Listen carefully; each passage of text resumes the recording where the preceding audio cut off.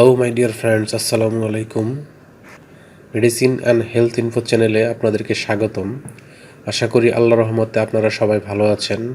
বন্ধুগণ, আজকের ভিডিওতে আমি আপনাদেরকে বিভিন্ন ধরনের চর্মরোগ, অ্যালার্জি, দাউদ, একজিমা, গোপনাঙ্গে চুলকানি ইত্যাদি সমস্যার সমাধানে অত্যন্ত কার্যকর একটি ক্রিম এবং ক্রিমটির নাম, দাম, ব্যবহারের নিয়ম, প্রুফ বা জেনারিক নাম, প্রস্তুতকারক কোম্পানির নাম এবং এর সাইড এফেক্টস বা পার্শ্ব প্রতিক্রিয়া সম্পর্কে আলোচনা করব।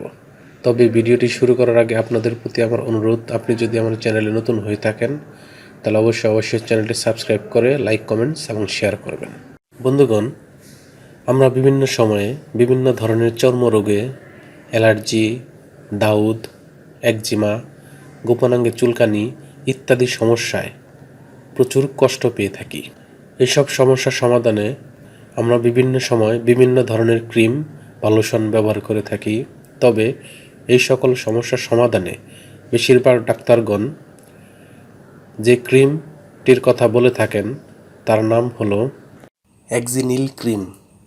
এটির উৎপাদনকারী প্রতিষ্ঠানের নাম হচ্ছে অ্যাকমি ল্যাবরেটরিজ লিমিটেড। এক্সিনিল ক্রিম যেটির মাত্রা 10 গ্রাম টিউব সেটির দাম 48 টাকা এবং যেটির মাত্রা 20 গ্রাম টিউব সেটির দাম 75 টাকা। এই ক্রিমটি ব্যবহারের নিয়ম হচ্ছে বাচ্চাদের ক্ষেত্রে ব্যবহারের পূর্বে অবশ্যই রেজিস্টার্ড চিকিৎসকের পরামর্শ অনুযায়ী, নিয়ম অনুযায়ী এবং রেজিস্টার্ড চিকিৎসকের ব্যবস্থাপত্র অনুযায়ী এটি ব্যবহার করতে হবে।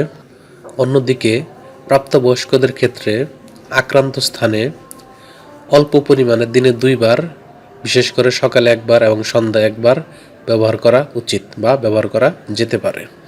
এই ক্রিমটি ব্যবহারের পর সামান্য কিছু সাইড এফেক্টস বা পার্শ্ব প্রতিক্রিয়া দেখা দিতে পারে, যেমন সাময়িক স্থানিক জ্বালাতন, চুলকানি এবং লালতা দেখা দিতে পারে। গর্ভাবস্থা এবং স্তন্যদানকালীন সময়ে এই ক্রিমটি ব্যবহারের পূর্বে অবশ্যই রেজিস্টার্ড চিকিৎসক বা বিশেষজ্ঞ চিকিৎসকের পরামর্শ অনুযায়ী এই ক্রিমটি ব্যবহার করতে হবে। ক্রিমটি আলো থেকে দূরে ঠান্ডা এবং শুষ্ক স্থানে রাখতে হবে এবং 30 ডিগ্রি সেন্টিগ্রেড তাপমাত্রা নিচে রাখতে হবে এবং শিশুদের হাতের নাগালের বাইরে রাখতে হবে। একই সাথে যে কোনো ঔষধ বা মেডিসিন বা ক্রিম ক্রয়ের পূর্বে অবশ্যই ঔষধটির উৎপাদন তারিখ এবং মেয়াদ উত্তীর্ণ তারিখ দেখে নিতে হবে। ধন্যবাদ।